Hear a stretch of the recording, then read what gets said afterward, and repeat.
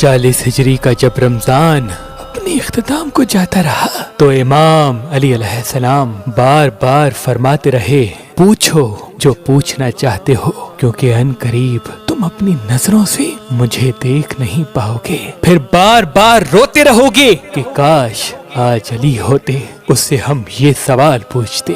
اور یوں امام علی علیہ السلام اپنی بیٹیوں اور بیٹوں کے گھروں میں باری باری افطار کرتے رہے۔ جب 18ویں روزے کے افطار کا وقت قریب آیا تو آپ نے اپنے بیٹے حسن سے کہا، حسن جاؤ اپنی بہن ام کلثوم سے کہو کہ آج اس کا بابا اس کے پاس روزہ افطار کرے گا۔ بی بی ام کلثوم امام علی علیہ السلام کے لیے دودھ، نمک اور جو کی روٹی کا اہتمام کرتی ہے۔ جیسے ہی امام علی علیہ السلام اپنی بیٹی کے گھر پہنچے، آپ کی بیٹی نے دسترخوان بچھایا۔ افطار کا وقت قریب آنے لگا۔ امام علی علیہ السلام جیسے ہی دسترخوان پہ بیٹھے تو آپ اپنی بیٹی کو دیکھ کے فرمانے لگے، اے میری بیٹی کلثوم، کیا تم نے کبھی دیکھا ہے کہ تمہارے بابا کے دسترخوان پہ ایک تام سے زیادہ تام موجود ہوں؟ یہ 3 تام کیوں رکھے ہیں؟ اے کلثوم، اس زمین پہ سینکڑوں ایسے اللہ کے بندے رہتے ہیں جو ایک تام بھی پیٹ بھر کے نہیں کھاتے، اور میں ان کا امام 3 تام کھاؤں؟ ان میں سے 2 تام اٹھاؤ اور کسی مستحق کو دے دو۔ بی بی ام کلثوم نے یہ چاہا کہ میں دودھ کو امام علی علیہ السلام کے لیے رکھوں اور نمک کو اٹھا لوں۔ جیسے ہی بی بی نے ہاتھ قریب کیا، امام علی علیہ السلام فرمانے لگے، اے کلثوم، یہ دودھ پڑوس کے یتیم بچوں کے لیے رکھ دینا۔ امام علی علیہ السلام نے نمک سے روزہ افطار کیا اور پھر اللہ کی عبادت میں مشغول ہو گئے۔ اللہ کی عبادت بھی کر رہے ہیں اور بار بار آسمان کی طرف دیکھ کے یہ فرما رہے ہیں کہ آ گئی وہ رات جس کا اس علی سے وعدہ ہوا تھا۔ بس جیسے ہی فجر کا وقت قریب آنے لگا تو آپ نے روزے کی نیت کی، امامہ سر پہ رکھا، ابا دوش پہ لی اور ان نالین کو اپنی قدموں میں پایا جو جگہ جگہ سے سی ہوئی تھی۔ پھر آپ مسجد کوفہ کی طرف روانہ ہوئے۔ آپ کے گھر میں جتنے پرندے موجود تھے وہ آپ کے قدموں میں لپٹ گئے اور اپنی اپنی زبان میں کہنے لگے، اے مولا تراب رک جائیں۔ امام علی علیہ السلام اپنے وعدے کو نبھانے کے لیے مسجد کی طرف روانہ ہوئے۔ 19 رمضان کی رات جیسے ہی آپ مسجد کوفہ میں پہنچے تو جو انسان مسجد میں سوئے ہوئے تھے ان کو آپ نے جگایا۔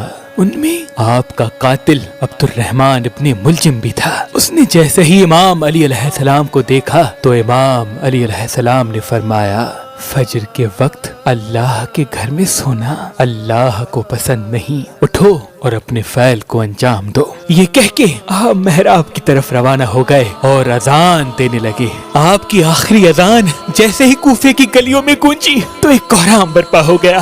ہر کوئی رونے لگا کہ آج ہی آسمان کا رخ کچھ عجیب لگ رہا ہے۔ امام علی علیہ السلام بعد اذان جیسے ہی اللہ کی عبادت کے لیے مصلی پہ پہنچے، قیام کیا، رکوع کیا، سجدے میں گئے تو عبد الرحمن ابن ملجم جو اپنے ساتھ ایک تلوار چھپا کے آیا تھا جو زہر میں ڈوبی ہوئی تھی، آپ جیسے ہی سجدے میں گئے تو اس ملعون نے سجدے کی حالت میں آپ پہ وار کر دیا۔ بس جیسے ہی آپ کے سر پہ اس ضرب کا لگنا تھا آپ نے فرمایا، فزتو برب الکعبہ، کعبے کے رب کی قسم آج یہ علی کامیاب ہو گیا۔ مسجد میں کوہرام برپا ہو گیا۔ آپ کے سر کے خون سے مسجد کا محراب رنگین ہو گیا، آسمان سرخ ہو گیا، نمازی سب سر پیٹنے لگے۔ اتنی دیر میں آپ کے چاہنے والوں نے آپ کے قاتل کو پکڑا اور آپ کی طرف لے کے آئے، اور کوئی آپ کو زخمی دیکھ کے شہد کا شربت لے کے آیا۔ امام علی علیہ السلام نے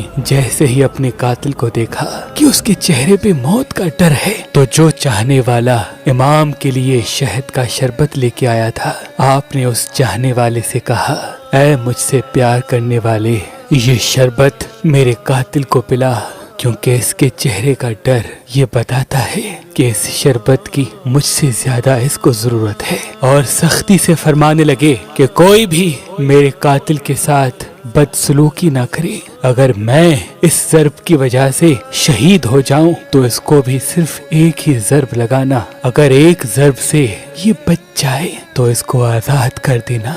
अगर उस एक ज़र्ब से ये मर जाए तो मेरे कातिल के जिस्म की बेहुरमती ना करना, इसके गुस्लो कफन का एहतमाम करना, इसके जिस्म के हिस्से न काटना, क्योंकि मैंने अल्लाह के रसूल से सुना कि अल्लाह ऐसे इंसान पे लानत करता है जो मरे हुए इंसान के जिस्म के हिस्से काट कर उसकी तौहीन करते हैं। फिर आप फरमाने लगे, हसन आओ नमाज पढ़ाओ। इमाम हसन अलैहिस्सलाम ने नमाज फज्र पढ़ाई और फिर इमाम अली अलैहिस्सलाम को अपने घर की तरफ लेके जाने लगे। आपके मुकद्दस खून से आपकी सफेद दाढ़ी सुर्ख हो चुकी थी और जहर में डूबी हुई तलवार का जहर आपके जिस्म में फैलने लगा था। इमाम अली अलैहिस्सलाम जैसे ही अपने चाहने वालों के साथ अपने घर के करीब पहुंचे तो आपने फरमाया, अब्बास, हसन, हुसैन, मेरे चाहने वालों को कहो कि यहीं से वापस चले जाएं, क्योंकि मेरे ज़र्ब लगने की खबर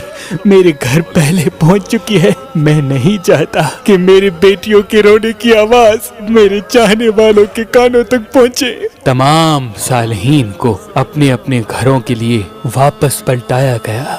इमाम अली अलैहिस्सलाम जैसे ही घर पहुंचे तो बीबी ज़ैनब व उम्मे कुलसूम रोने लगी। घर में कोहराम बर्पा हो गया। आपने फरमाया, घबराओ नहीं, अल्लाह के हर फैसले में मसलहत होती है। बस आप बिस्तरे बीमारी पे आए, तबीब ने देखा तो रो रो के फरमाने लगे कि इमाम अली अलैहिस्सलाम के जिस्म मुबारक में जहर फैल चुका है, जितना हो सके इमाम अली अलैहिस्सलाम को दूध पिलाएं। ये बात जैसे ही कूफे की गलियों तक पहुंची तो नन्हे नन्हे यतीम बच्चे अपने हाथों में दूध लिए इमाम अली अलैहिस्सलाम के दरवाजे तक पहुंचे और कहने लगे, या हसन, या हुसैन, हमारे इमाम को हमारे हिस्से का दूध पिलाएं। हम एक मर्तबा यतीम हो चुके हैं, दूसरी मर्तबा नहीं होना चाहते। आप बिस्तरे बीमारी पे भी मुसलसल अल्लाह का जिक्र करते रहे। जैसे ही 19 का दिन गुजरा और 20 रमजान की रात आई, आपने फरमाया कि अब मेरे हुजरे में कोई भी नहीं आए, क्योंकि इस दुनिया के जिन्नात मेरी जियारत को आने हैं। जब 20 रमजान का दिन तुलू हुआ तो आपने फरमाया, हसन जाओ मेरे चाहने वालों को बुलाओ। जैसे ही आपके चाहने वाले आपके करीब पहुंचे, वो देखे इमाम अली अलैहिस्सलाम का चेहरा मुबारक पूरे जिस्म में जहर फैलने की वजह से जर्द हो चुका है। आपने फरमाया, पूछो, आज भी अली तुम्हारे साथ है। मैं जमीन के रस्तों से ज्यादा आसमानों के रास्ते जानता हूँ, पूछ लो, क्योंकि जब तुम अपनी आंखों से मुझे नहीं देख पाओगे तो बार बार पछताओगे कि काश कुछ और पूछ लेते। आपकी अकीदत मज़ार कतार रोने लगे। किसी ने आपसे सवाल किया, किसी ने आपसे जवाब लिया, कोई सिर्फ आपकी ज़ियारत करता रहा। जब सारे लोग चले गए तो फिर आपने फरमाया, हसन, हमारे पूरे खानदान को जमा करो। जब सारे खानदान के अफराद आ गए, आप फरमाने लगे, अब इस खानदान का वारिस हसन इब्ने अली है, जो हसन कहे वो तुम सब मानना। और इमाम हसन से फरमाया, ऐ मेरे बेटे हसन, अपने नाना की सुलह हुदैबिया को याद रखना। जहाँ तक हो सके इंसानों में अमन और मोहब्बत का ख्याल रखना, ताकि इंसानों का खून न बहे। फिर आपने फरमाया, हसन और हुसैन, मेरी शहादत के बाद मेरे जनाजे की, मेरी कब्र की किसी को खबर तक न देना। मेरा जनाजा ऊँटनी पे रख देना। पीछे से हसन और हुसैन तुम उठाना, आगे से जिब्राइल और मीकाइल उठाएंगे, क्योंकि मुझे पता है कि अल्लाह के दीन के दुश्मन मेरी शहादत के बाद ये चाहेंगे कि इस अली की कब्र को खोद कर अली के जनाजे की तौहीन करें।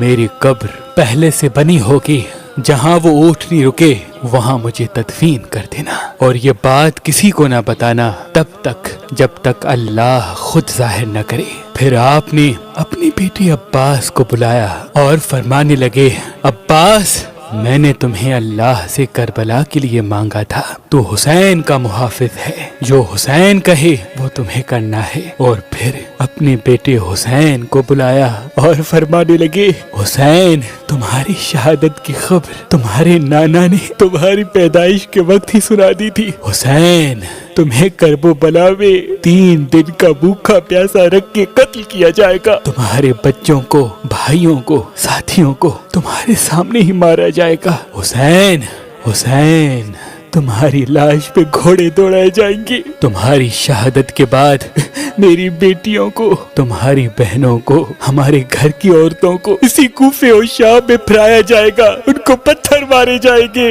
حسین جب تمہارا آخری وقت ہو اور الوداع کہنے بیبیوں کے خیمے میں آؤ تو اپنی بہنوں کے بازو چوم کے یہ کہنا کہ بابا نے کہا تھا کہ اسلام کے لیے ہر غم سہنا اور اسلام کے پرچم کو ہمیشہ بلند رکھنا، ہر موڑ پہ اللہ کے رسول کی نبوت کی گواہی دینا۔ بس اتنی دیر میں آپ فرمانے لگے، سلام ہو یا رسول اللہ۔ گھر میں کوہرام برپا ہو گیا، سب فرمانے لگے، یا علی کیا ہمارے ساتھ رسول پاک ہے؟ امام علی علیہ السلام نے فرمایا، ہاں اللہ کے رسول اور تمہاری ماں فاطمۃ الزہرا مجھے لینے آئے ہیں۔ یہ کہہ کے آپ نے اپنی مبارک آنکھیں بند کی اور گھر میں ماتم کی صدائیں بلند ہو گئی اور یوں حسنین یتیم ہو گئے۔ آپ کی شہادت کے بعد آپ کی وصیت پہ عمل کرتے ہوئے آپ کے جنازے میں کسی کو بھی شریک نہیں کیا گیا۔